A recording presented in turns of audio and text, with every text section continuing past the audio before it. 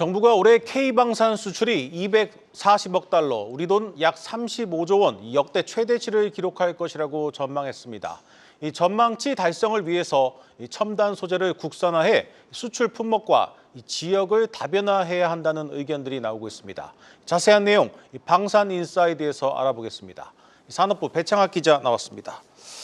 배 기자, 네. 먼저 최근 들어서 방산업계에서 이 첨단 소재가 키워드로 떠오른 이유는 뭡니까? 결론부터 말씀을 드리면 이제 첨단 소재가 K방산 수출 확대의 기폭제 역할을 할 수 있기 때문입니다. 네. 우리나라 방위 산업은 급격히 성장을 하면서 이제 무기를 사는 국가에서 파는 국가로 변모했습니다. 우리의 손으로 지상과 해상, 공중무기 체계를 만들 만큼 기술력이 높아진 겁니다. 그런데 무기에 쓰이는 부품과 장비는 대부분 국산화가 됐지만 소재의 경우 여전히 미국과 유럽산에 의존하고 있습니다. 여기서 이제 짚어봐야 할 부분이 있습니다. 네. 무기를 제작할 때 외국산 소재를 특정 이상 사용하게 되면요. 법령에 따라서 해당국 정부의 승인을 받아야 수출을 할 수 있습니다. 네. 그래서 국내 기업들이 중동이나 또 유럽에 수출을 하려고 할 때면 미국과 유럽이 발목을 잡았던 이유였고요. 네. 실제로 부품을 보시면요. 오늘 소식이 또 들려왔었습니다. 한화 에어로스페이스의 K9 자주포인데 그간 외국 엔진을 면허 생산해서 탑재를 했기 때문에 중동국 같은 곳에는 수출이 제약이 있었거든요. 네. 그런데 이제 500여 개의 엔진 부품들을 국산화하면서 국산 엔진을 탑재하게 됐고 수출 확대의 계기를 마련하게 됐습니다. 네, 방산 수출을 아무리 해도 이 소재를 사다 쓰면 이 수익 면에서도 상당히 차이가 있을 것 같습니다. 이 소재 국산화가 중요하고 꼭 필요해 보이는데 정부도 좀 인식을 같이 하고 있는 것 같습니다. 네, 정부는 이제 앞으로 3년 안에 성과를 내겠다는 목표를 발표했는데요. 특히 정부와 여당이 오는 2027년까지 주요 국방 전략 기술 10개를 선정하고 3조 원 이상을 투자하겠다고 발표를 했습니다. 네. 당정은 이제 10개 저희 국방 전략 기술이 있거든요. 근데 이 가운데 딱 첨단 소재 그리고 인공지능 우주 세 가지를 콕 집으면서 막대한 돈을 투입하고 소재 분야 우수 중소기업에 2년간 50억 원을 지원하겠다고 밝혔습니다. 어제 역시 국회 국방위원회 주간 주최로 K방산 세미나가 열렸는데요. 주요 안건은 역시 소재 국산화였습니다. 발제자로 나섰던 장원준 전북대학교 교수는 철강과 합금 그리고 금속 소재와 또 비금속 소재 이렇게 총 10가지로 구성된 방산 핵심 소재들의 수입 의존도가 80%에 달한다고 말했습니다. 이에 장 교수는 수입 의존도가 높아서 공급망이 끊기면 생산 지체 또 납기 지연들로 이어질 수 있기 때문에 K방산의 수출 지속 가능성 확보를 위해서는 국산화가 시급하다고 강조를 했습니다. 네, 이 무기의 핵심이 되는 이 첨단 소재들을 국산화하면 큰 돈을 벌 수 있을 텐데 이 국내에서는 두각을 나타내고 있는 기업들이 있습니까?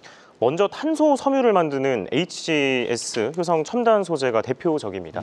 탄소 섬유는요, 철강 무게의 4분의 1에 불과한데 철강 강도의 10배나 달합니다. 네. 때문에 방산에서는 총탄을 방어하는 방탄복에 쓰이고요. HGS 효성 첨단 소재는 10여 년 전에 처음으로 탄소 섬유 국산화에 성공을 했고 현재 연간 생산량이 9,000톤에 달합니다. 그런데 이제 수출 규제품으로 지정 및 관리됐을 만큼 핵심 기술로 꼽히고 있고요. 네. 여전히 국내에서 유일하게 탄소 섬유를 제조하고 있습니다. 최근에는 또 이제 미국과 일본에 이어서 전 세계에서 세 번째로 우주 항공용의 초고강도 탄소 섬유를 개발했습니다.